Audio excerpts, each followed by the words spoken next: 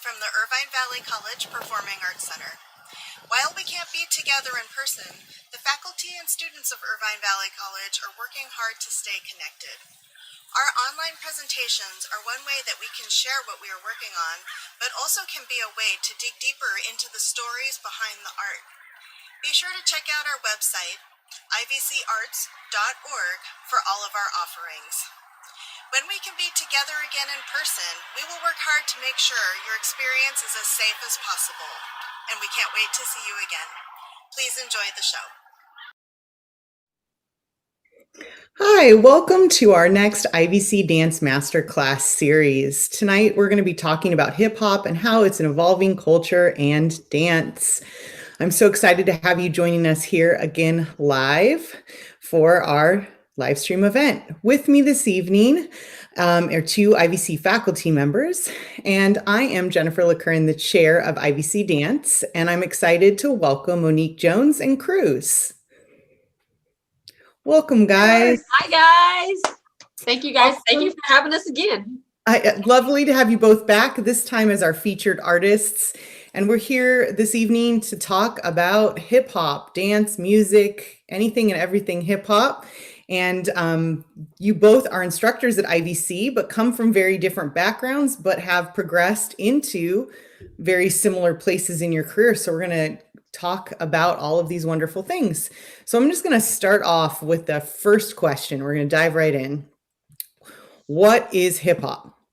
And for all of you at home, if you want to take time to type into the chat some questions at the end of the evening, we'll be able to respond to those. So as we go through our live stream tonight, please write in the chat any questions that come up and they'll get asked at the end. So back to the question. What is hip hop? I Googled it because that's how I roll nowadays, right? At home, what else better do we have to do? According to Google, hip hop is a noun. It is a style of popular music of U.S., Black, and Hispanic origins, featuring rap with an electric backing. And I know that both of you are not going to necessarily agree with this definition, so I'm going to throw it back to you. And can you summarize very briefly what hip hop is to you? So I'm going to start off. So hip hop is a cultural art form that combines music and movement together. And I teach it as the 3 C's. It's community, it's confidence, and it's creativity. So it's all those things rolled into one, but it really does start with the community aspect of it. And then as you develop your confidence, as you get better in your creativity, and this is an all genre of the culture. So it's not just in the dance genre of the culture. So it is a very much of a cultural art form. And I really am passionate about that. And I feel like that's something that we need to be able to recognize that hip hop is. Cruz, what is your definition? Does it vary at all, or is there anything you want to add? I think the main point for me is within the cultural aspect of hip hop in terms of its inception in New York, in the Bronx, and everything that it stood for back in the late 60s in terms of it being a culture for marginalized youth communities, communities that were socially and economically challenged, communities that were not being supported with resources throughout the community. And so it was this movement of colored youth that needed a little something for themselves. They were fighting this kind of oppressive hegemonic society that was that had pretty much turned their back on them. It was a community that wasn't too up on following social norms. They had a different way of looking at things, and they had a different way of speaking, and they had a different way of dealing with life. And so within that community, they find this common ground of music, they find this common ground of block parties, they find this common ground of dance, and DJs and MCs. And so cyphers, competition, it's just a gamut of dance practice, music practice that really binds a community together, a community that for otherwise is oppressed. Awesome. Well, I can definitely see the similarities between both of your guys' definitions, but also that it's, you have your own little flavor a little bit with it. And I think that really speaks to the cultural aspect that you're talking about, Monik, where everyone has a little bit different spice that they're adding to make it their own. So some people out there may already know the history of hip hop. And I know we could spend a whole semester, and I know you guys in your classes spend a lot of time going over the history because it is so important to understand where you came from to know where you're going. But I want to just briefly, because tonight we have such limited time that we don't obviously be able to cover everything, but I want us to dive into the history of hip hop. I'm going to just throw out there, because I do teach dance history and dance appreciation at IVC, and I talk about the 4 pillars of hip hop. And I know that that's a great jumping off of point for us to talk about the history of hip hop. So we've got the DJ, we've got the MC, we've got the B-boy, B-girl, dancer, however you want to label that, and we've got the graffiti. So could we have you guys just dive into each of those and kind of tell us your own thoughts on each of those pillars, and then maybe add in a little bit more about how it connects to the history? Yeah, so I'll dive in with the DJ. And so how it's been translated down to me is in my oral tradition of understanding hip hop, and not just through books and reading, but originally oral tradition, is that DJ this started in the West Bronx, and it really started with the DJs. The culture started with the music first. And so a lot of people don't understand that or don't know that. But yes, the culture of hip hop started with the music of these youth, as Cruz was talking about, youth that were African American, Latino, Caribbean backgrounds. They were the ones that were marginalized in projects, in these high-rise apartments in New York City. And if you think about just culturally, them coming from places where they had land and space and room, and then having to be in these projects and in these apartment buildings. So I want to paint a little picture for you. So this is a hot summer day, and you have nothing to do in the summertime, but your family listens to music, and there's food, and there's fellowship, and there's all this happening, and you're used to having that. But now that you're in America, or now that you're next generation of that, you don't get to have that. So having a DJ come out from that environment, come down with the turntables with the music and have the first block party. So DJ Cool Herc was the first one to do that, and that's kind of how when I talk about it, I emphasize that think about the environment, the cultural oppression. Think about how hot it is, and how music just gets people out of the door. So you're starting to hear some music. Maybe it's music maybe it's not, but you're starting to hear that, and then you have people coming out of the buildings, and then this block party happens where you have the kids dancing, you have the fire hydrant going, you have even the elders and the adults outside excited to greet and fellowship. And so that, when I talk about community and culture, that's what I'm seeing, and that's how it began to start. But in terms of being oppressed, like Cruz is talking about, we don't really see that. We didn't really see that until later on. We got to be able to understand pushing back. And then when I talk about the confidence, that's what that pushing back, having a voice and saying, hey, this doesn't work for me. This is not what I want to do. I want to be able to create. I want to be able to live. I want to be able to make $1, and not just have 15 cents. I want to be able to do those kind of things. And so the music began to fuel that, and having the youth bring that out. So the DJs were the first ones. They were the ones that got the party started. And then when we go into MCing, everybody always synonymously puts MC with rap. And that came later. You have to think, again, culturally. So in the West African tradition, you have the griots, who are the oral historians who who began to tell the history to beats, to rhythms. And then you have that. And you also have in this time frame, you had the dozens that were being played where people were talking back in cadence and rhythm and rhyme. But the MCs were really the people that helped get the party started and helped the party to stay together. It wasn't necessarily that they were the ones rapping over the music as we know it today. And then I'm gonna jump in with the B-boy, B-girl, and we have the understanding of them dancing on the break, which is why we talk about the B. And so that's the understanding of they were the dancers. And when the music was being looped on the break by the DJs, that's where everybody wants to be moving. Everyone wants to be grooving. Everyone wants to be dancing. And then the graffiti art is just that living example of expression out on a canvas, but no canvas is out there for them. So they use what they had. They use walls, they use old abandoned buildings. And so all of this together collectively makes that hip hop culture and makes that history come alive. So those are how we look at those 4 pillars. That's great, Monik. A lot of great information there. Cruz, I know you yourself are a DJ. Do you have a little bit you could add to that? And then I'm curious if you think of B-boys and B-girls in the same way or MCs in the same way, or if you could add a little bit more of your own input.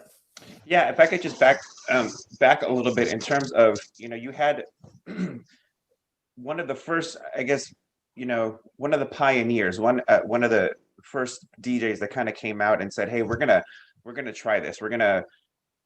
The DJ Kool Herc recognized that people got excited when they heard the break of a song, and that had not really been introduced as its own kind of phenomena. And we can attribute that to James Brown. James Brown was instrumental in introducing the break to music, which is a section of the song that the lyrics drop out, and it's a time for the music to be highlighted. So for James Brown, it would highlight his band.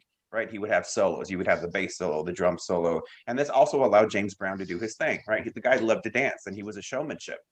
But in those moments of the music, this is where the people got really, really excited and real riled up and really wanted to party.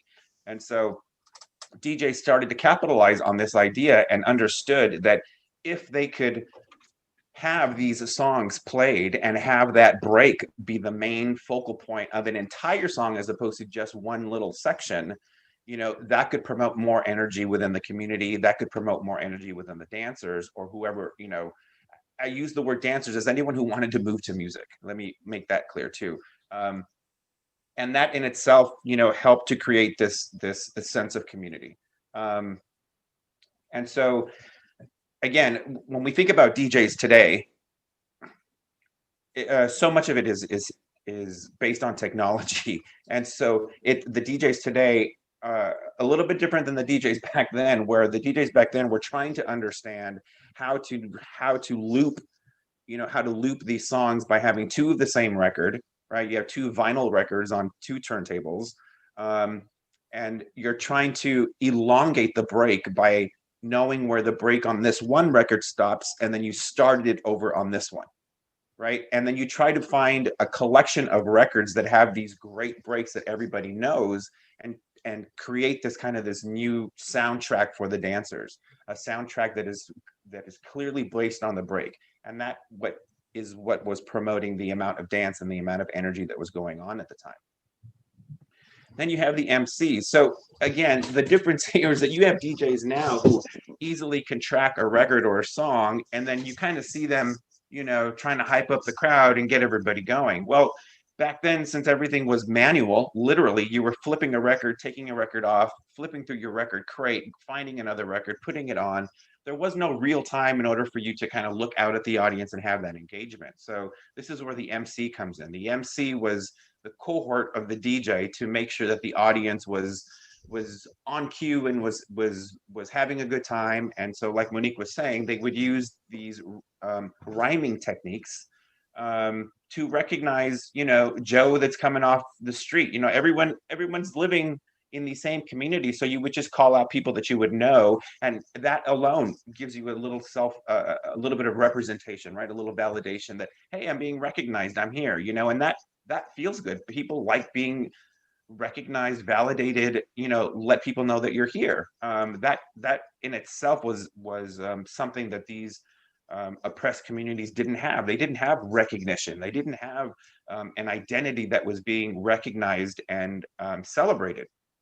So these were spaces where those individuals were actually being celebrated. So again, it starts taking us out of these gang war-torn communities where gangs were everything, and you have to think that what was the point of gang warfare? And that was to claim streets, that was to claim identity, that was to gain respect in the community, because there was nothing else to kind of grab onto to call your own. So when these block parties started happening, the identity shift, or in trying to establish an identity, the way to do that started to become through your dancing.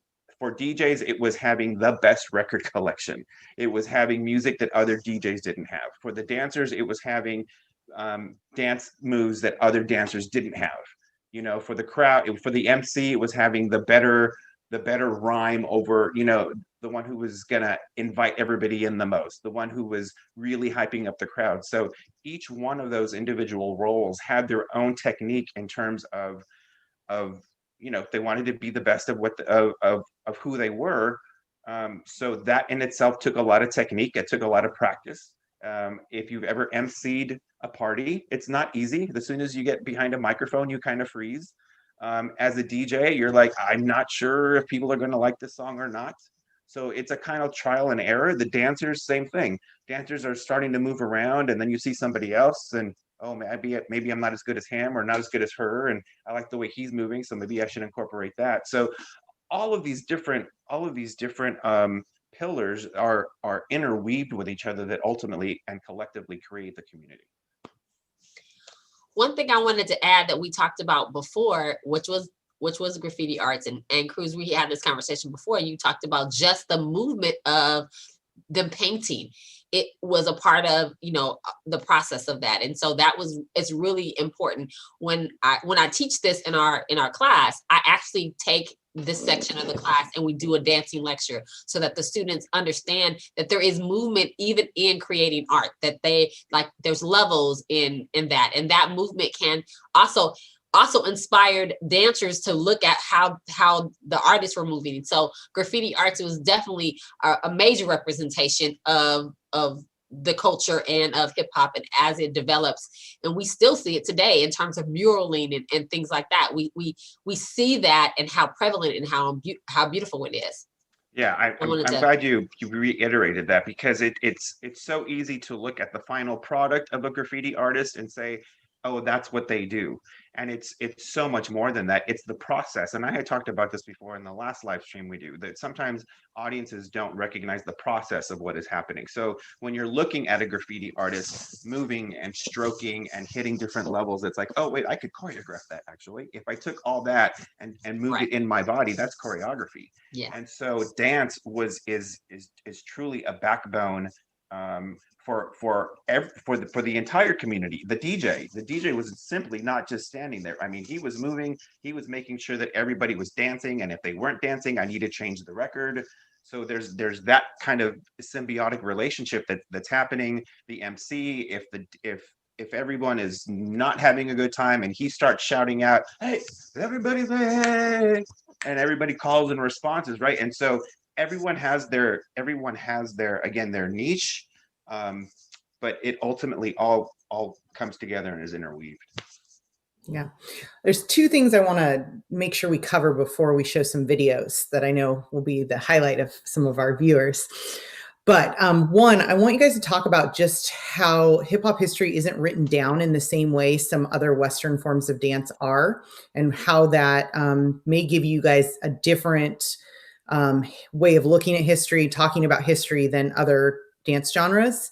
And then two, if we could talk about the cipher, because I know that's an important thing to understand before we see anything. Yeah. So when we talk about, what's a kind of disclaimer that we would normally say? I know I say it in my class. I'm pretty sure Cruz says it in his class. When you're talking about hip hop history and you're talking about those of us who were like raised in it, we never thought as we were doing hip hop that hip hop would be like it is. And so there wasn't an understanding that I should be writing down what was happening or that it was being written down. It is almost like I had alluded to earlier, an oral tradition that's kind of been passed down from teacher to student or community to community. So you have your experiences in it. So each teacher comes with their set of their understanding of it. It isn't codified. It hadn't been codified where it was passed down, like ballet or modern or even jazz. So you have to understand that it's not that if you hear something from a professor or a teacher and you say, that's not what someone else says, it could just be that how they learned it or what they learned from it was that way. And so that's something that you have to understand because it is still evolving and there is still life and breath in it that we are still creating and we're still working on how we view it. My definition of it doesn't change, but my perspective of it changes as I get older. And as I look back and go, oh, that was what really was happening during that time.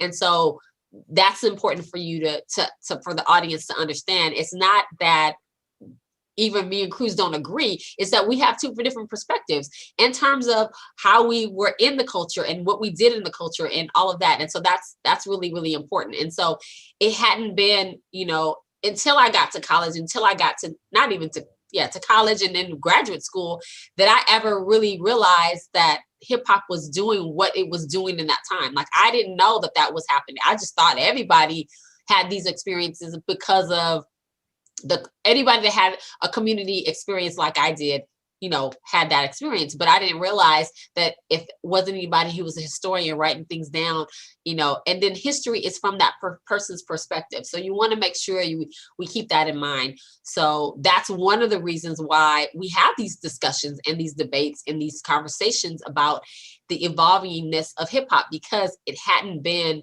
structured like, okay, it started here and this is this.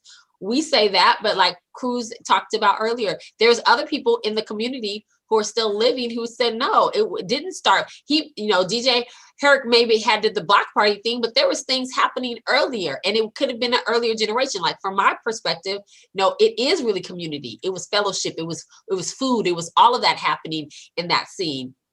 And the younger kids just took it over. That's the oral tradition that I got from, people who were in the community and doing it at that time. So it does shift with the perspective of who you're talking to. And that's a good thing because they're original sources. And that's something that you want to be able to look to. I think too, it's really important that even with all that Monik said, that is almost a root that is just underneath the surface of the ground.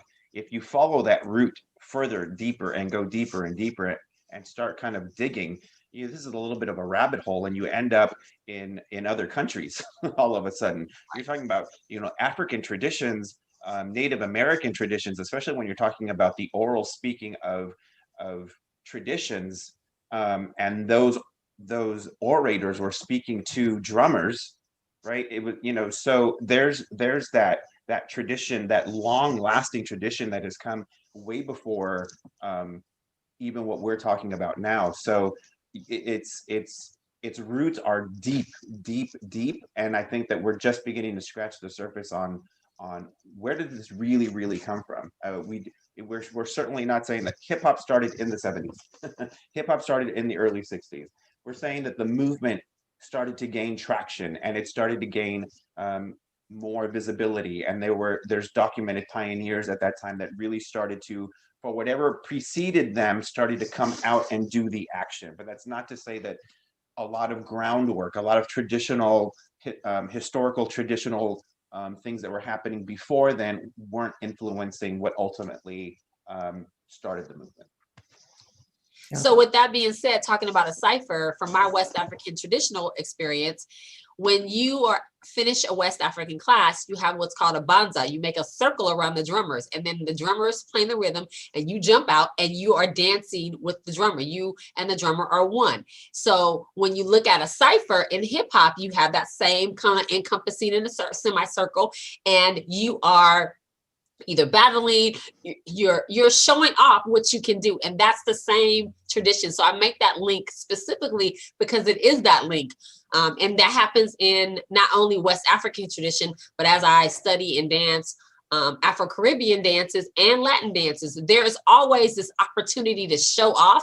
And what happens is that people, the audience are not really spectators, but they become a part of it because they're grooving with you and they're moving with you. And that's where that semicircle happens. And so that's what the cipher is. And so that's, those are the terms that you're going to hear in the hip hop class, but you're going to understand the roots come from other cultural genres and dances. Yeah, I have a long history and love affair with the cipher. Perfect. So we're going to watch a video of you in a cipher. Oh my. So can you and Monik, we're going to watch two video clips, one of you and then one of Monik's piece, Afro Beats. So Cruz, could you tell us a little bit about your video that's going to be first, and then Monik, will you tell us a little bit about yours?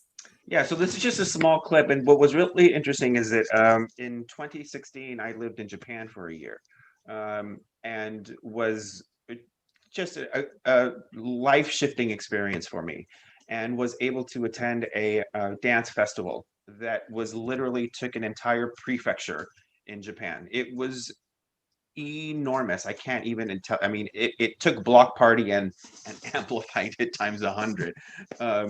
So my eyes were just like, oh my gosh. And everybody was dressed in traditional regalia. There were traditional dances being done. There were drummers just everywhere. And you had from age 3 to 93 dancing together. And it was the most moving, some of the most moving dance sequences, if you will, that I saw, because you have an elder showing a 5-year-old traditional movement, and they're both dancing, and you see the generational, I don't want to say, and it's not even a generational divide, but the passing of the torch almost, because you could see all the generations in between, and everybody is doing it, and everybody is so involved.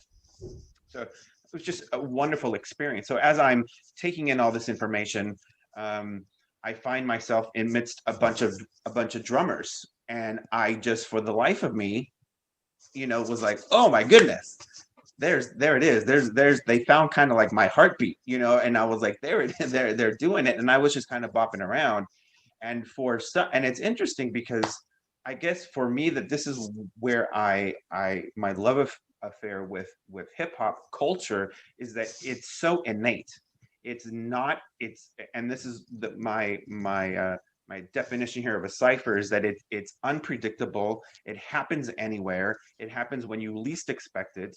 And it's a lived experience, and it's all off the top of your head. Nothing is planned. So here I am, not sure what's going to happen, but they just keep drumming, and I get more excited, and then I just start bopping around, and they keep drumming, and then I just start bopping around even more. And then at that point, I'm making eye contact with some of the drummers. They're making eye contact with me. We're both getting excited, and they end up forming a semicircle around me. And I just start freestyling. I'm not quite. I just start moving what is natural in my body.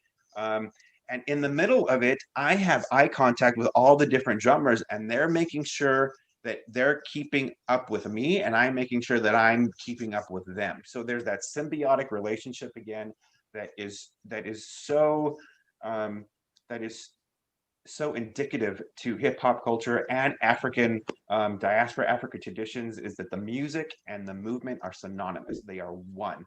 It is your body is a translation of what you are listening to, and vice versa. The instruments, the drums pull that out of you, right? So again, it's this relationship. And so this is what this little 20-second clip is, just me enjoying that moment.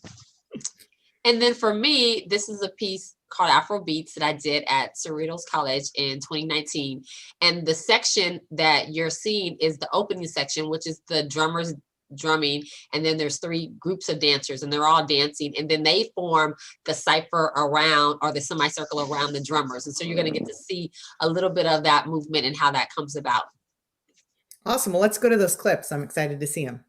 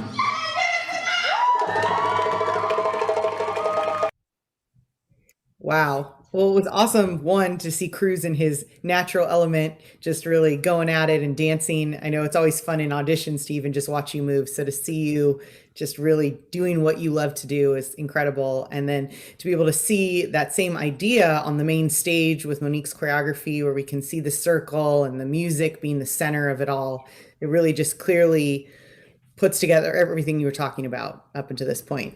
So we've talked a little bit about your definitions and your histories, but I wanted to make it a little more personal now. So I want you guys to tell us how you were introduced to hip hop and then how that was connected to your own personal culture and background. So Monik, you want to start us off? Yeah, so I started again with my own family. There was always parties and cultural and opportunities to move.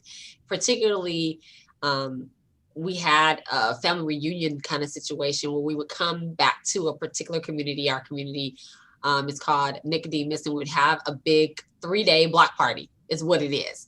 And again, the history is that we have my grandparents and their families would come back, and we had cousins from everywhere, and we would get together and we would be dancing for 3 days. Like literally, the party would start at 6 o'clock and it would start 6 o'clock on Friday. It would end at 2 o'clock in the morning. In the daytime, we had all these other events, but everyone was getting ready to dance. And so when we talk about hip hop and I talk about my experience, that's kind of where it started. But I got that funny feeling of movement is because in my own community at home, I grew up in Linwood and Compton.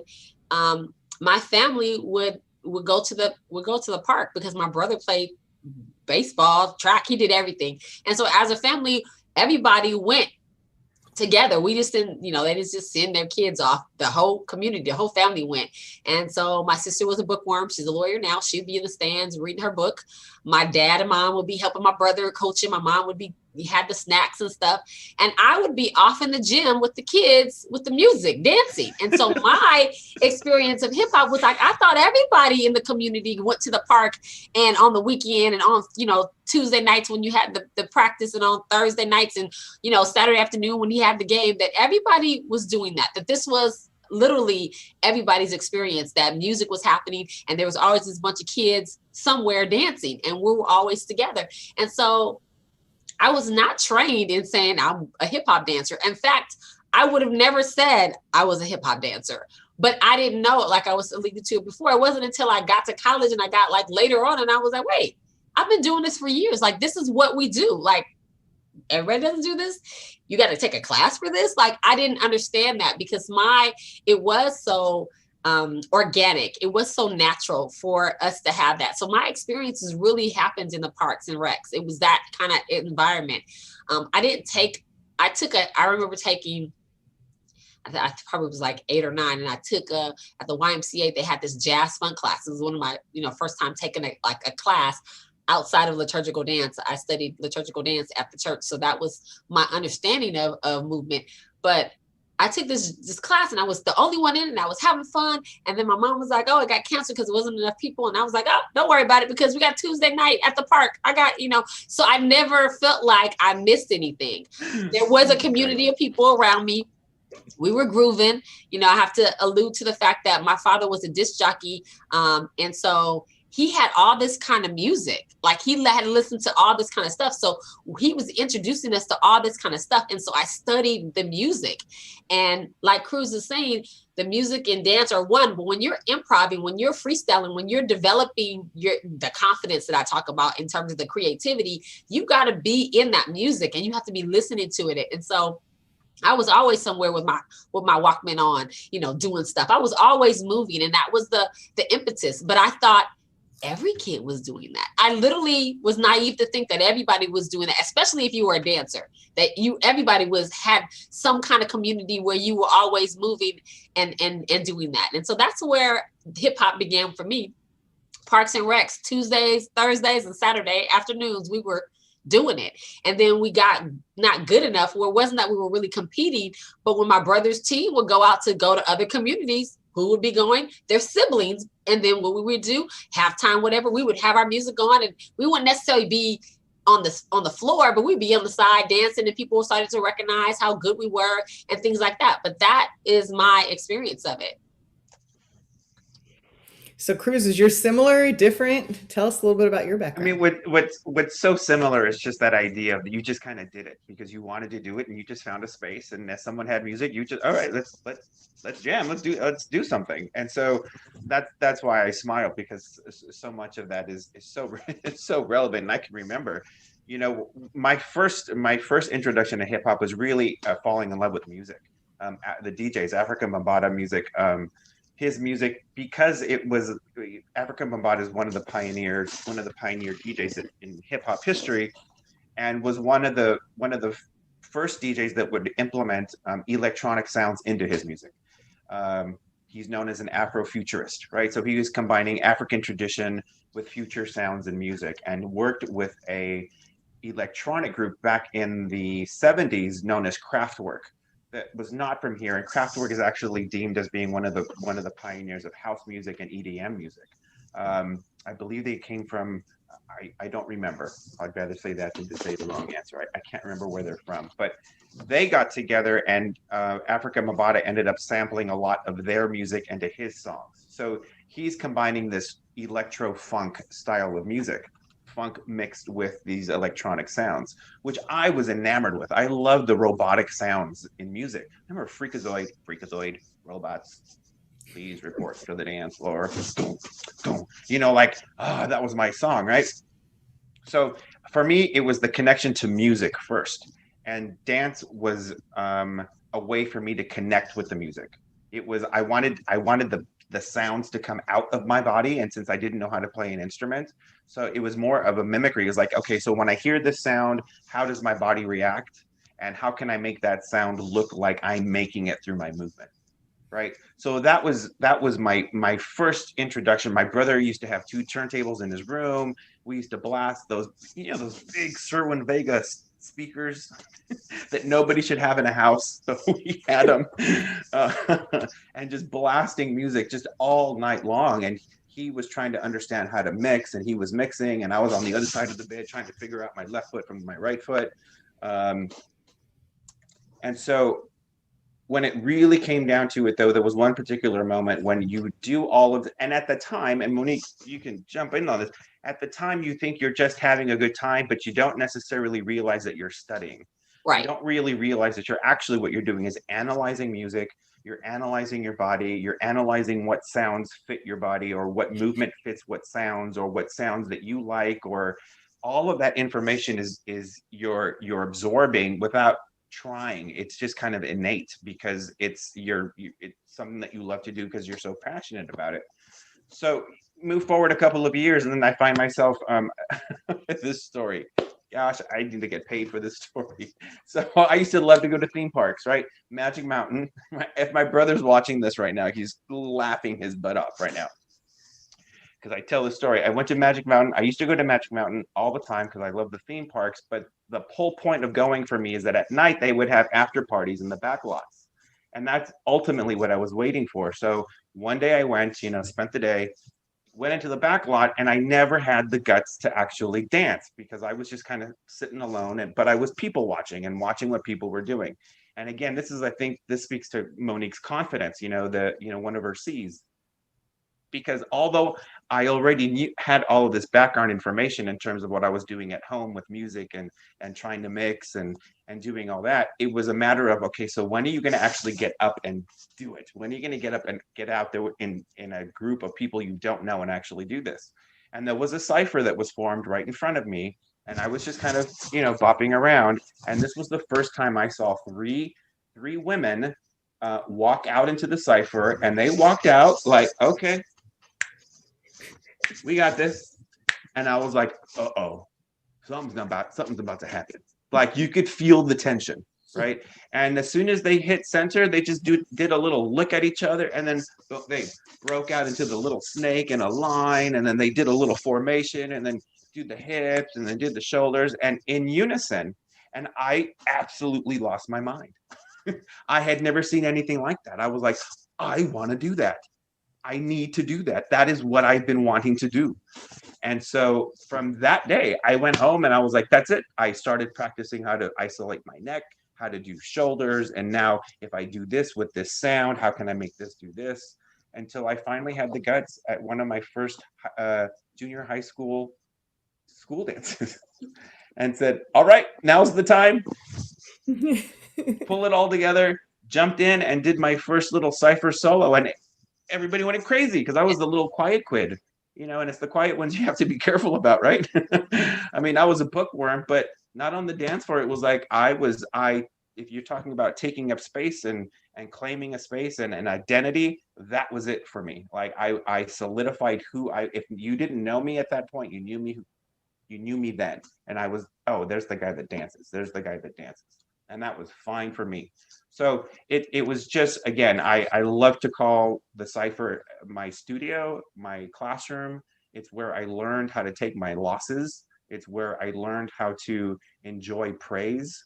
It's where I learned how to establish a relationship with the DJ. The more proficient I became, I learned that technique of looking at the DJ to making sure that he knew what I wanted him to play and that he was watching me to make sure he kept me going because the audience around me was pumping me up. So all of a sudden you're living through everything we just talked about, that symbiotic relationship where the audience is cheering you on, their energy makes me do something bigger and more. The DJ is making sure the crowd is enjoying the music and giving me music that is allowing me to do my best. And you don't realize it, and like Monik said, until 20 years later when you're doing research and in a book and you go, oh, that's me. That's exactly what I was doing. And these are exactly those things that it did. It created a sense of identity. It pushed me to become more less afraid to put myself out there. I established a sense of who I was in my body and in as a dance practice.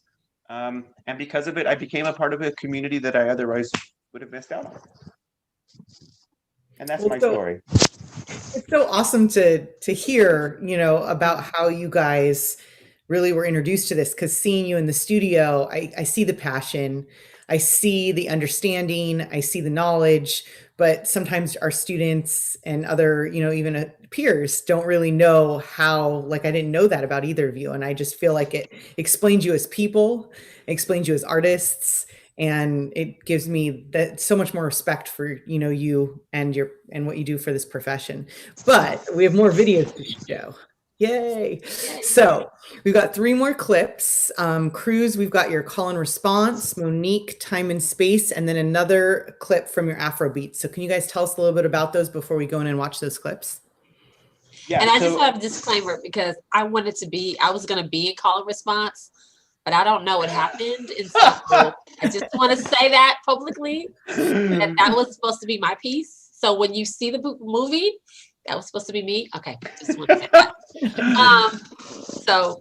The pieces that I'm talking about is time and space. There's a section in this piece that we talk about origins and roots of the actual hip hop movement. And of course, I've already talked about West African dance and Afro-Caribbean, but there is a humongous influence in Latin traditional dances, salsa, merengue, samba, merengue, all of that. And so this section is that you're going to get to see this section. Again, this is literally some things that I do in my class. As we do dancing lectures and live, and when we had class live, I would do to remember them. Now I do lectures, but they're still dancing lectures. But we would. This was a section of our dancing lecture talking about the origins of hip hop movement, and so I break it down, and we talk about the different Latin rhythms and movements and how the clave is super important. That rhythm of the 5 is super important, and that's why some things aren't always counted the way you think it is, and how you're moving and all things like that. So you're going to see the dancers. First of all, you're also going to see how the DJ switches it up, because it's a remix of a Gloria Estefan conga. It's a remix of a song that we all know, but it is a remix, and so it just gets the party started. So all of the things we've been talking about, you're going to kind of see on stage. And then with the Afrobeat section, it's really just the girl section. They just are like going off. It's just their section to just really work it. And you get to see again, a lot of the fusion of the African, West African movement, Afro-Caribbean movement being done in the piece. So those are the 2 clips that I'm going to get you guys to see, and then shoot it over to you, Cruz. Great. So the piece that we're going to watch from mine is called Call and Response. And this was kind of a back to my own origins, because I, as a choreographer or dance maker, you know, sometimes you work with different people and you take in the information in terms of what their bodies are capable of doing, and you try to match that, right? You try to match their abilities versus what your vision is, and you find this common ground to make a piece happen. I had never really tried to create a piece that was movement that was natural in my own body and try to teach that to somebody else.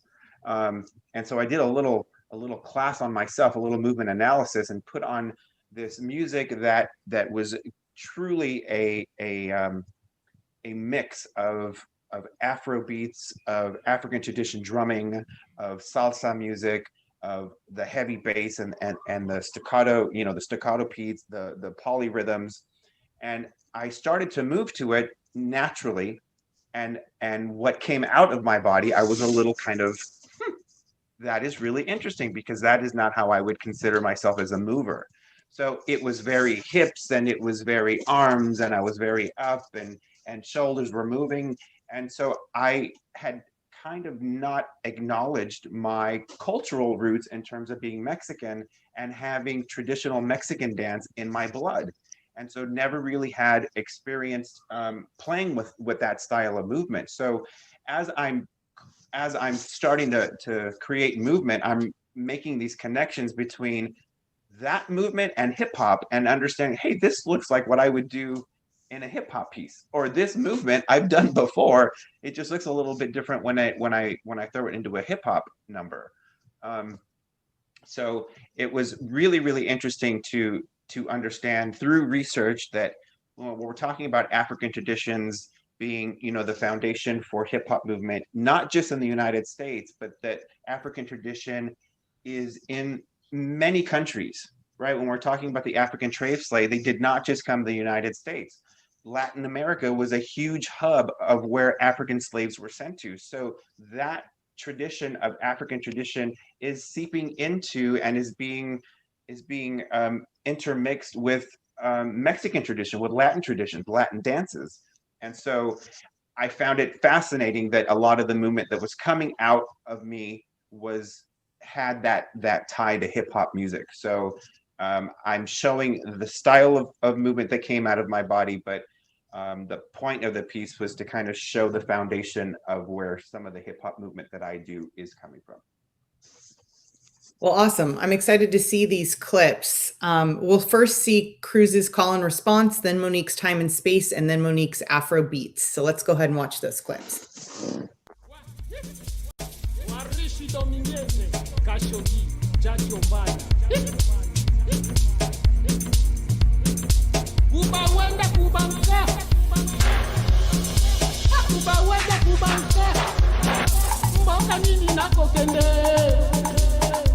Wa Salon Frank, Igo Tanzambe.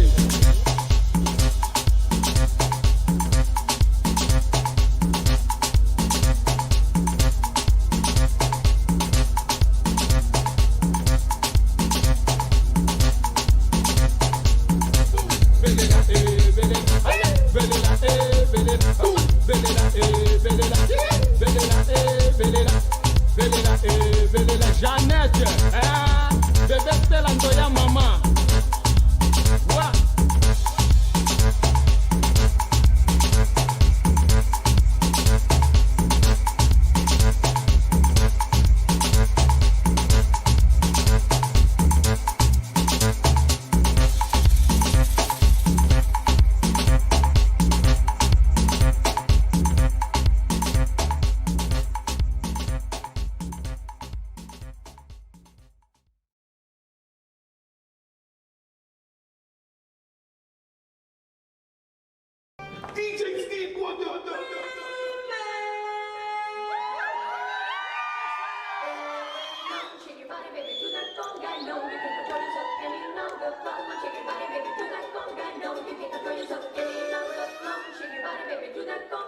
you can't control yourself any longer. Come on, shake your body, baby, do that conga. No, you can't control yourself any longer. Come on, shake your body, baby, do that conga. No, you can't control yourself any longer. Come on, shake your body, baby, do that conga. No, you can't control yourself any longer. Come on, shake your body, baby, do that conga. No, you can't control yourself any longer. Come on, shake your body, baby, do that conga. No, you can't control yourself any longer. Shake what you want, shake what you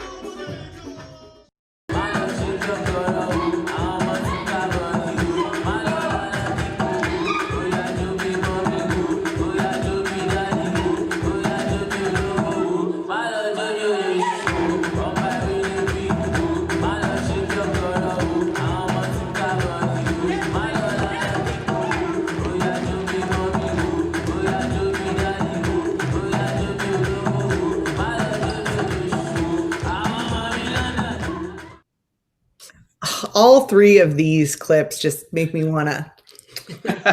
I'm not a hip hop dancer, but I want to do something. It just makes me want to move. Yeah. But what I love about hip hop is it really is welcoming, you know, like the idea that I could come in and I can learn no matter, you know, who I am or what my background is. That's part of what makes hip hop in our classes at IVC so awesome, that we really are including everyone. So we're going to move on to another question: music versus movement. So we know they're very tied together. What led hip hop to be recognized and introduced into pop culture? Who wants to take that? I can take it. Yeah. Go ahead. Yeah. So I think it's important to point out that we're talking about old school, right? We're talking about traditional hip hop. Movement was really kind of relegated to one style, which was b-boying. Yeah. Right. Breakdancing. It didn't start on the floor. It started upright and eventually kind of made its way down. And so we have to just really quickly. So it was called b-boying or b-girling, right? And we can talk about what the B stands for in b-boying and b-girling. The main thing I want to point out is that breakdancing is a misnomer. It was not called breakdancing. Breakdancing is a commercialized term. Teach, Cruz. For b-boying and b-girling. So breakdancing is a Hollywood term because they needed to title it in order for it to make money or commodify it, to get it into our capitalistic system. It needed a name, and breakdancing is how they named it. So that is not what b-boy stands for. So the B and b-boy, and again, we've had this little bit of a brief conversation in terms of different people might say different things, but in terms of research, it really boils down to 3 B's, I believe. And the first B, a lot of people say the B stands for Bronx, yes. A Bronx boy or a Bronx girl, because we're talking back where hip hop was founded in the Bronx in New York. Battle, the B is for battle, a battle boy or a battle girl, because the whole point of the cypher was that you were going to compete against somebody, right? The competition scene was everything, right? This was the community forum. And what you did at this community forum was compete, right? Whether it was freestyle, whether it was b-boying, you just showed off what you could do. And the last one escapes me because the break. The break. Break boy or break girl. Dancing on the break. Right, dancing because you're dancing on the break of the song. So those are the 3 terms that you'll probably mostly hear people say. Not to say that there aren't more. Again, as you dive back further in history, people might say, no, it was actually this. But the one thing we do know is that it was not called breakdancing. Breakdancing is the term that was coined for the first time when breakdancing made its first appearance in its first movie, which was Flashdance. Flashdance. Yeah, Flashdance was the first movie where we saw the Rocksteady crew, I believe, yes, was highlighted in the movie, and this is where they show breakdancing for the first time. Which is really interesting is as we dive into commercialism, you know, Monik and I keep talking about this kind of organic way of moving, this freestyle moving. You do what you can. You know, when you hear the music, you're inspired, you do what you do. Well, all of a sudden now, b-boying becomes breakdancing, and the dance scenes now become choreographed. Right. They are not freestyle anymore. You have someone coming in telling them what to do. Not only are they changing the language of the dance, but they're also changing the physical language of street dancers and people from the streets. So they cleaned up what we would call street language, right? Because they were afraid that media audiences, commercialized audiences that were going to go see a movie would not appreciate people speaking the way you would speak if you were living in these communities. And again, that in itself is an oppression. That is a microaggression, right? That's if you're changing the way somebody speaks because you think that it's not going to be acceptable, then you are telling me that I need to change my voice, my tongue, my native tongue, where I've come from and how I've grown up. And that starts to take away a little bit of identity. That makes you question, well, am I wrong to talk this way? What are you trying to say? Am I uneducated? Am I not smart enough? Do my words not mean the same? And so it's really important to understand, I think, that as great as hip hop culture and music was, and it started to make its media presence, it did start to shift. The culture of it started to shift, and the look of it started to shift, and the sound of it started to shift in order for it to be a commodity. And that is the debate. Should it have done that? Should it have stayed true to its core value? Did we lose something by allowing that to happen? That's debatable. That's a debatable. And you'll have a purist that says it should have never done that. It should have never made its way into the dance studio. It should have stayed in the streets. The whole point of hip hop was that it was a lived experience, not a taught experience. It was you went out to find it, and you had to put yourself in the throes of it in order to learn it, versus paying a fee and having someone show you and try to explain these to you, these types of experiences to you. So that is in a nutshell how it starts to make its way into commercialism, and the backlash that the community starts to kind of have a debate within itself as to what are we doing. It started off as being for the people, and now it's becoming a capitalistic moneymaker. And is that a bad thing? I mean, you had a bunch of artists that were putting out some really good music. You had DJs that were doing really, really well, but they weren't being, they didn't have venues to play in. They were playing outside. They weren't Studio 54. They didn't have these big warehouses where you could charge $20 a head and reap some of the benefits. They didn't have record deals. They were selling tapes, mixed tapes. So that They were that giving ultimately away mixtapes yeah, exactly. so people can hear their music. Yeah, they weren't even so selling stuff. Right. Moving into the commercial world, this is where we start to get a little bit of that checks and balances. Like, should we be doing this? Should we not be doing this? And so that's kind of how it began. Monik, can you tell us, we're going to watch a clip of your Spirit of Fear, and I know this has a music element. So can you talk about the music and what you're representing by showing this clip? So this is actually my first hip hop piece that I did at IVC. No, I have to be, this is my first hip hop piece I did at IVC. I was correct. This is actually a liturgical piece, but the emphasis of the piece is this narration, the narrative that's with the story. And we didn't really, when we talk about music and movement and all of that kind of stuff, as an artist, the story was always big for me. What the story was, how to create the scene. And like Cruz is saying, when you're now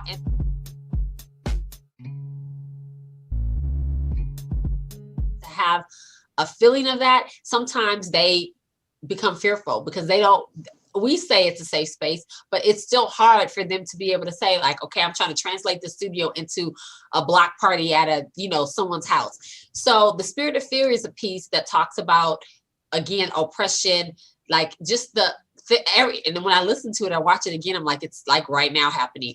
But it's like, I don't want to be afraid anymore. I don't want to walk out the door and be afraid of everything that's happening. So what I did was I took the break or the hook of just the beats of the song, not the lyrics, not the singing part, and we created the whole opening section, is what you're going to see. And so you're going to see the lead dancer, and particularly Gary Pay. So shout out to him. I hope he's watching. He's freestyling to these beats parts, and so you're gonna see that, and then it's gonna drop into the song, and so that's the section you're gonna see. Perfect. So let's go ahead and watch Monik's Spirit of Fear section, opening solo.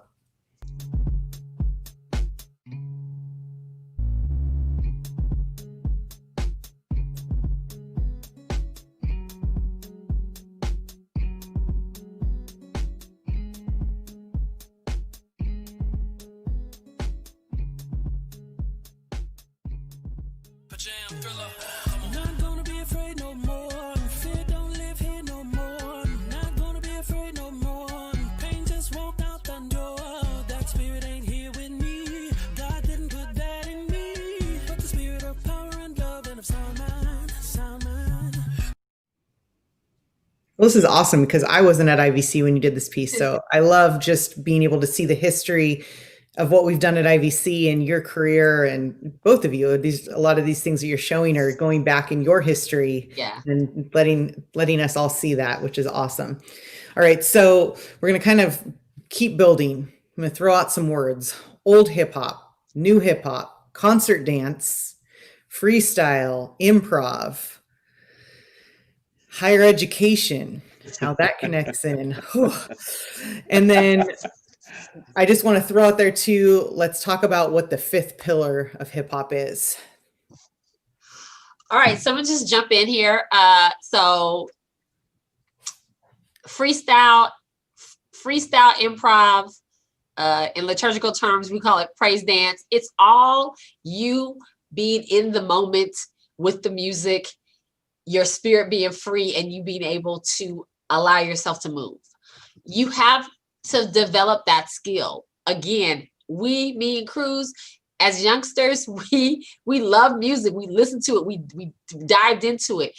And so it's a skill. Improv is a skill. Freestyling is a skill. You have to practice it. You have to give yourself opportunities to do that. And so that's why you take an improv class. That's why you do that, so you can understand better how to do that on your own. Taking classes, and I'm just going to throw this out there as well, taking classes is a way for you to be able to be better as an artist. It's your opportunity to have someone give you additional tools so you can work on, so that you can become better. And so that's just my thing. Even though we're in COVID land at this moment and you're not taking classes, we hope that you understand, even in this world, you're learning how to take class. Your dance IQ is building because you're having to use things in different ways. So let me get back to hip hop. Concert dance versus, just having your piece be at a proscenium stage. It is very difficult for me. It was difficult for me to be able to do certain pieces because I always saw things in the round. I always saw things in the circle or in the cipher. And I didn't know I had the freedom as an artist to make things happen like that until later on. I was beginning in my career. I didn't know that I could be like, no, I really would like the dancers. I really like to be seen this way, and having them have the understanding of what every point of view is. And so breaking that fourth wall is really intrinsic to cultural dance in general. And so for me, because hip hop is cultural, it's always so frontal. Hi, here I am. And that's not necessarily hip hop. So when we talk about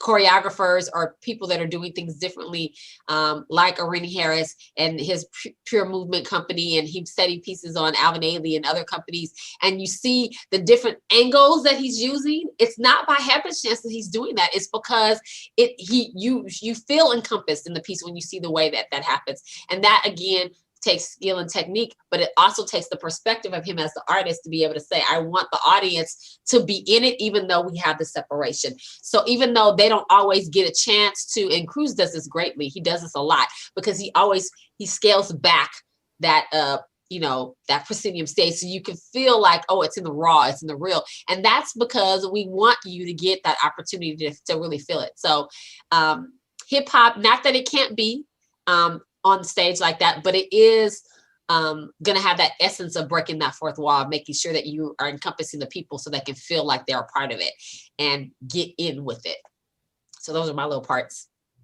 Yeah, I agree. I just want to really quickly, for those of you watching who may not know what the fourth wall is. So when you're walking into a theater, the audience is on one side and the stage is on another, right? And so there's that little ledge, what we call the proscenium, that leads into the stage. Well, we call that fourth wall because it kind of separates the performer and the audience member. And this is counterintuitive to hip hop culture, because there was no audience and dancer, performer, we were all collectively a part of the same thing. Even if you were watching, you were still yelling and cheering. And if you were yelling and cheering, that means that the people that were doing what they were doing in the cipher, you were giving them information that what they're doing is good. And I'm taking a mental note, oh, this movement created this kind of response, I'm going to keep that step. And then if I tried a new trick and nobody said anything, and I was like, oh, okay, that one didn't work. we're gonna put that one to bed. So the challenge I think that hip hop is facing now, and I may rephrase that in a second, but is trying to still capture that organic vibe on stage. The question is that hip hop's challenge, or is that the way the proscenium stage is set up? Is that the problem? Why is the proscenium stage set up so that it does separate the audience from the performers? And why is there not more of a gateway to kind of intermingle between the two? So I really appreciate companies like Contratiempo, who are Afro-Cuban based and include salsa and hip hop, and they kind of everything that we've been talking about, they really pull out and show us the roots of hip hop culture. They actually put audience members on the stage to fill up the stage in a semicircle that ends up leading back out to the audience, so that they actually do create a huge cipher in the proscenium space. And then so the performers are performing in the middle.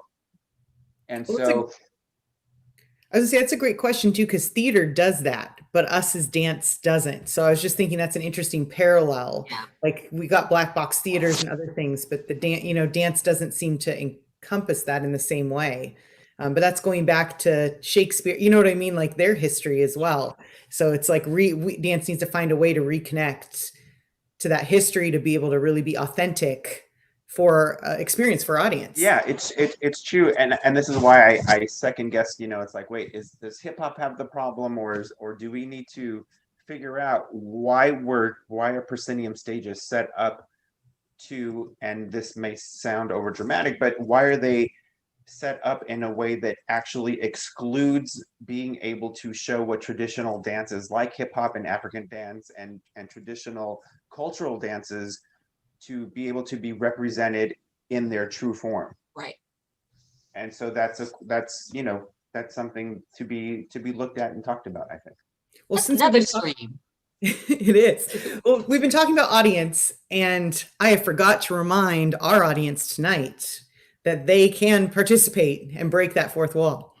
I don't know if we have a fourth wall, but we're here and we want you to be here with us. So if you have questions for Cruz, Monik, myself, anything in general you'd like us to talk about, please throw it in the chat box in whatever place you're watching live, and it will get magically thrown to me. So I'll be able to share it and ask it. So we're going to watch one last video before we go to questions. So you'll have a little bit of time to throw those last minute questions in. Yeah. So Cruz, can you tell us, we're going to watch as our last clip tonight, Everybody Counts. Can you tell us a little bit about that work? Yes, this piece was a love of labor for everyone who was in that piece. Thank you so much, because in looking at it again, it so talks to what we are speaking of. So I was very fortunate, as you all know, that we were able to locate the piece. But it talks about this one. Ian is my lead dancer here, and he is struggling with where does he fit in hip hop? Where does he fit? Like, he comes into this class, and and it's my first time using spoken text in a dance piece too. But he's taking the audience on a journey on that. He's taking this dance class. And that his teacher's making him do all these different things, and he's going through the different types of drills and different styles of hip hop, and how he can't manipulate his body the way other people do, and how does this all work? Where do I fit in this culture? And I'll leave it at that, and hopefully the clip will explain the rest. Right. Well, let's go ahead and watch this clip. Everybody Counts, Cruz's piece. And then he puts on just whatever music, and he says, do whatever you want. Party people, Party people, yeah, just hit me. Just taste the funk and hit me. Just get on down and hit me. That bonda's getting so funky now, hit me. Yeah, just hit me. Oh, okay, so one of the styles he'll have us do, right? He says he wants us to crump, like crumping, yeah? So a big part about crumping, you gotta be, it's violent. It's like violent and aggressive and like into the ground and... Do you know how hard it is to make this look intimidating? That doesn't happen. But some people that just, this one guy, right? First day of class, nails it, amazing. I don't know how he does it and just, man, I wish I could look like him. Turn down for what? Turn down for what? Turn down for what? Turn down for what?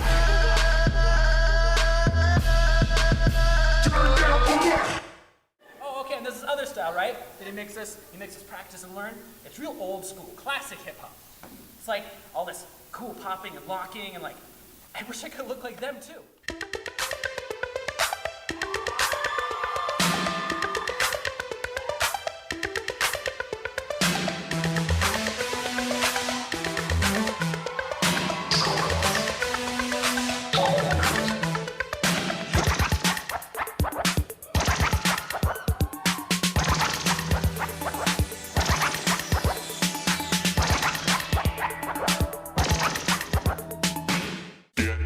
Get low when the whistle go.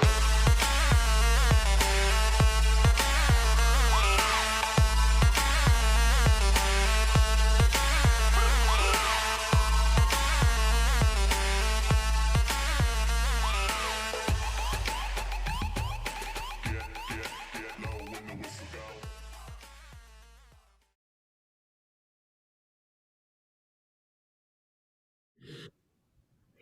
Well, that piece, I just really love seeing the spoken word element with hip hop. It really, and also for someone myself who hasn't grown up doing hip hop in the way that you are, I feel that way. So I feel like I'm Ian.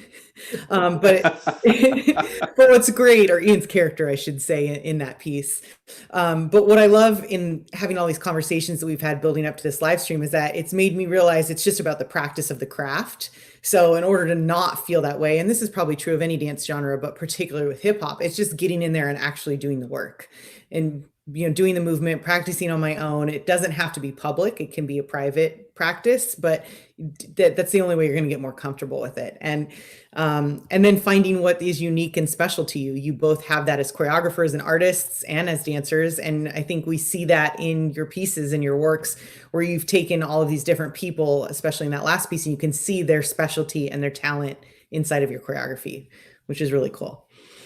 All right, so we're going to move on to some questions from our viewers, but it kind of goes along with my last questions for you that you can add in with this as well. How is hip hop relevant today, and how do we connect the past to the present? And I feel like the questions we have lead into this as well. So the first one we have is from Roberto on YouTube. He asked, how has the African culture affected how hip hop has changed and grew throughout the early stages, and does it affect today's culture of hip hop as well?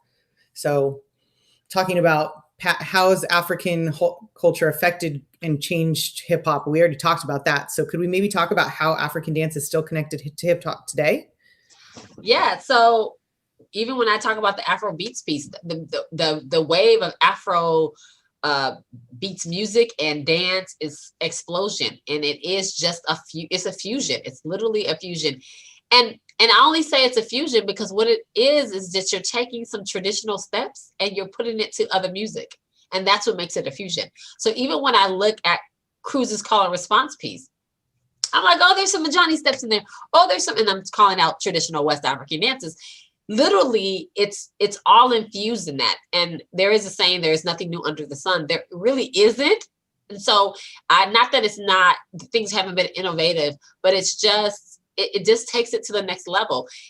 Even in the Afro beats piece that I was doing, some of that hip hop movement that you see as hip hop movement is really West African music movement to the beats. Again, I studied the music to the beats of that song. So I'm just taking some of the traditional steps. I also kind of revive them a little bit to be able to put on that African tone.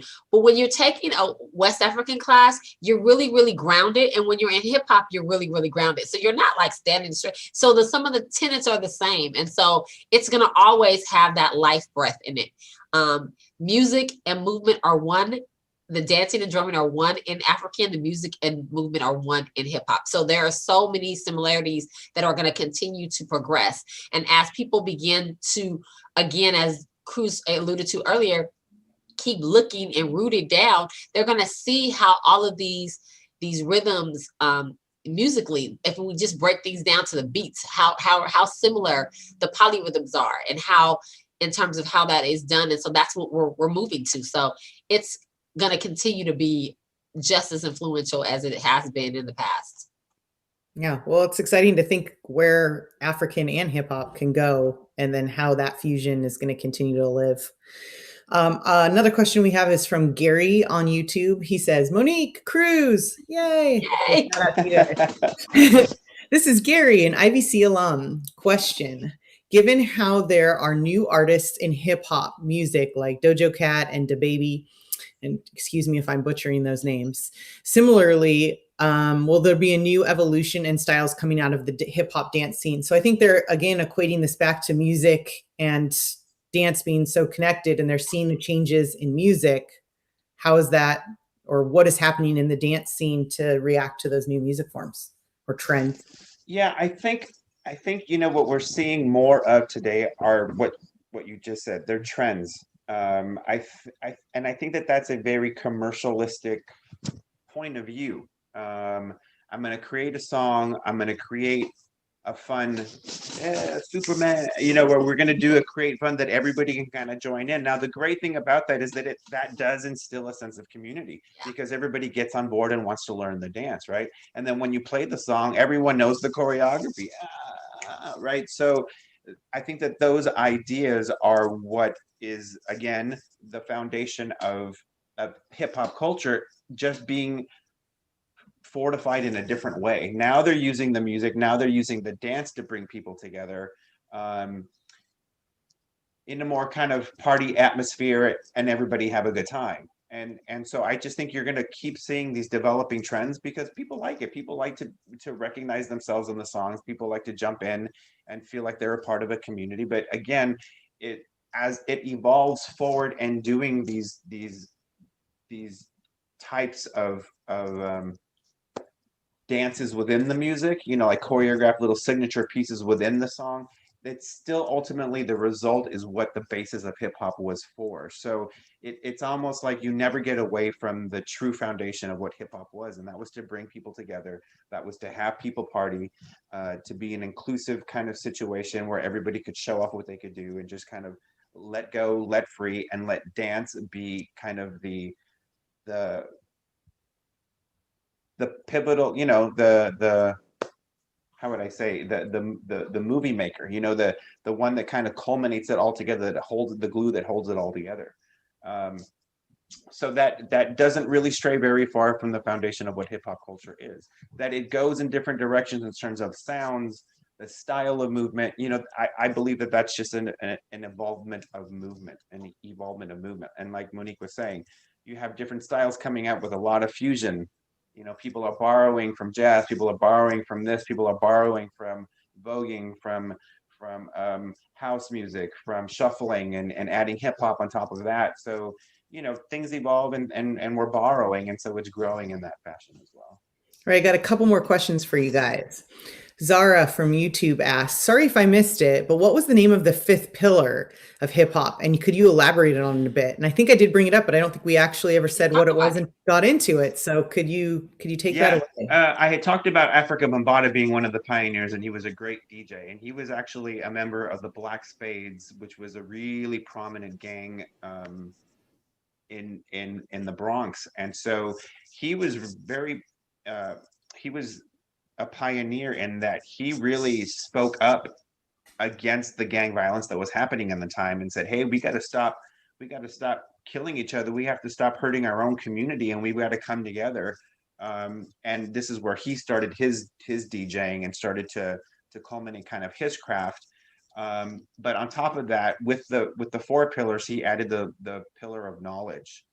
And as he progressed and became more of an activist for his oppressed communities, knowledge was something that he kept preaching to everyone that he was in contact with, to get, know what it is you're doing, know where you're going, stay into school, like understand what it is they're doing to us, understand that this outside society is not accepting us, and what do we have to do to get accepted, and how do we push our way through, how do we march, how do we have our own kind of civil right moment here to be able to be recognized as not just a ghetto community, but a community of people that have fortified this new culture of dance that's not being recognized and is not giving due the credit that it deserves. Yes, an important last step and really what hip hop's all about. I've got one last question to kind of wrap us up for tonight. Monik and Cruz, this is from AJB1893 on YouTube. Monik and Cruz, what is your favorite era of hip hop? Is your favorite era the same for music and movement, or do you have a different musical era that doesn't necessarily match the movement era for you that comes more naturally? Oh, that's a good question. Okay, I can answer it. My favorite musical era is the New Jack Swing music. Again, I grew up in that era, so it's really, really, that.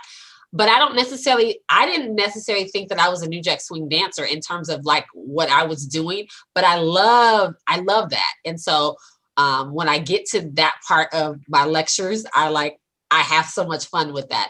But I also, I was never, I didn't really pop or lock when I was dancing, but getting into understanding how to do that and how to use my body in that way, it's so empowering for me. So I really like, in terms of liking that movement, I like that part, but that wasn't anything that I did when I was dancing. So music wise, New Jack Swing, movement wise, I like to pop in and locking. Cruz, what about you? Yeah, so I'm gonna default back to my guy, Africa Bambaataa. Because he was the first guy who was introducing electronic sounds into funk, and it was my 2 worlds coming together. It was like my thank you for making this, because the syncopated rhythms with the electronic sound really fueled my wanting to go out there and dance. My style of dance, however, was more in the 80s, 90s. I was, a huge, shout out to Miss Jackson at Dynasty. So I really enjoyed the militaristic kind of style of movement, really sharp edged, cleanliness, the long lines, the sharp lines, the hard hitting, group of army of dancers, working together. And so that for me is spoke to me in terms of movement. So I, in a lot of my pieces, have combined the two. So I'll use kind of that old music, but pull in that style of movement. And that has really kind of helped fortify a style of choreography that I still do today, in addition to other things. But yeah, it's interesting. It's 2 culture. Again, we're talking about cultures and bringing and pulling in and understanding, well, will this work with this, and making it work. And so you come out with something new and fresh, and hopefully people enjoy it and like it. Well, unfortunately, we have run out of time for today. I know we could always come up with so much more to talk about. Want to thank you all for joining us for our 3rd IVC Masterclass series, Hip Hop Dance and Evolving Culture and Dance. And I want to thank Monik and Cruz for being here and sharing not only your knowledge, but your own personal histories, so that we could have a better understanding of who you are as a person, dancer, and artist. I really appreciate that. And yeah, so thanks for being here. You guys have any last words you want to share with our viewers before? Hey, take a class in spring. Here's the shameless plug. I mean, we're going to be, it does look everyone's going through, challenging times with COVID, and everyone's behind closed doors, and everybody misses being in the classroom. If there's anything that I feel that COVID has done for me, is that it has shown me the beauty in community. It has shown me the beauty in connecting with my students. It has shown me the beauty of space in general, because we're so limited in it right now. But regardless of that, we as teachers, we are doing everything we can to make sure that you're still moving, that you're still getting this information, even though the platform is a little bit differently. You're probably going to get more of this background information that you wouldn't normally get in a straight, practical dance class, where we focus mainly on the physical aspects. So you're getting kind of a little bit of both, the best of both worlds right now. The challenging part, which again is indicative to hip hop culture, is that you have to do it on your own. You have to be self-disciplined enough to turn on the radio and see what works on your body, and not feel like this is just another assignment. But as opposed to that, take it as, okay, I wonder what they're saying, and how do I connect with what they're saying? How can I make that experience real for me if I play this song, or try this? Or what happens if I don't dance and just listen to the music that they gave me, and like, why are they picking this music? And just really be interested, be involved, be proactive about. I always say this: be proactive about what you are learning. We can offer you the information, but it can only go so far until the participant says, well, tell me more, or challenges on this, or I found this, what do you think about this? And so even that learning and teaching experience can be even more back and forth, right? It's the cipher, right? It's the back and forth. You throw me something, I throw you something back. It's a call and response. You give me a question, I try to answer it, and we work that way. And I think that can be the fun behind learning in this kind of a platform. So we do hope that you consider, taking classes. I know, Monik, you'll be teaching African in the spring. Yes. Right. And I will be teaching hip hop in the spring.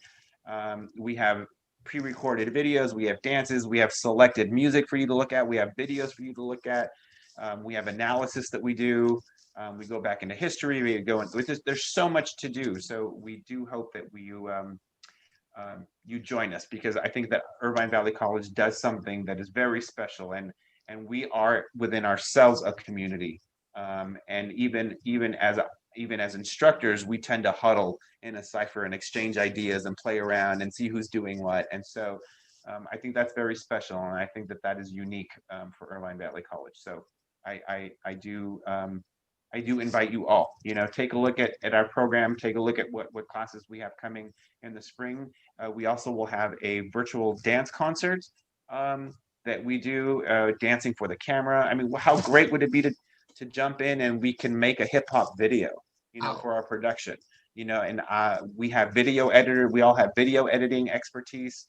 And so you come out with this cool little, I did a music video, I mean, there's so much that we have been able now, with a little bit of more time under our belt with COVID, to understand and to kind of reinvent the wheel as to how this could be a very positive experience during these times. So take a look at the schedule, and we hope to see you. I ditto all of that. definitely ditto all of that. My last words are again, going back to my 3 C's. Dance is a community. Itself, it's a community. And so in this time, we just have to find, it's an evolving community, and this time is different. Things are looking different, but we're still here. We're still present. We want to be with you. We want to exchange ideals and have conversations, and we're finding new ways. So I want to say thank you, Jennifer, for being able to be innovative in this season, to be able to have conversations like this, and to be able to allow us to continue to do work and bring work to audience. And so that's one of the things in terms of community. Then I want to encourage you guys to be creative in this moment. Be creative, right? If you're not dancing per se, you should be journaling. You should be doing something artistic, something that's going to fuel you. Because when you look back in 2020 and 2017, you're going to want to go, what was I doing in 2020? And you want to be able to have some of that. So be creative, and then have the confidence, like Cruz said, to take a class. Allow yourself to learn in a different way. Challenge yourself in a different way. But those are my 3 C's. I'm living by those. And so I just challenge you guys to connect to your community. It's the holiday season. It's the season of gratefulness. And so connect to the people that you're grateful to be around. And even in this new way, get your little food on Zoom and have dinner with them. It's okay if it's going to be different this year. Be creative and be confident about what is the opportunities that are presenting themselves to you. So that's my little spiel. Amen. Thank you. You guys are both so inspiring to hear just talk about what you're passionate about. And I'm going to throw out 2 things that you've said in our conversations talking about hip hop, that movement is bigger than the dance and that culture is bigger than one person or one experience. So just leave those as our last words. And I'm going to go ahead and plug our next event. So hoping that you guys can come back and join us in December for our last fall live stream event. It's going to be our digital display show that's going to be done with Dance for the Camera pieces. We have 5 faculty choreographers with IVC dancers and more guests that will be presented. Cruz and Monik will be back to share their works along with some other faculty members. That is on Friday, December 11th at 7 p.m. And again, we'll post the video after if you can't make it to the live event. You'll be able to ask questions though if you come to the live event and interact and find out more about what each piece is about. I want to thank our production crew and the rest of our IVC faculty and staff for the support to make these live stream events happen. We could not do this without support and help, and I appreciate every single one of you, even though I don't have time to list you all. Our spring classes at IVC Dance are currently open and you can register for them. So please go on and become part of our dance community. We'd love to have you. No matter what you like to do, we have something that's available for you. So thank you and have a great evening.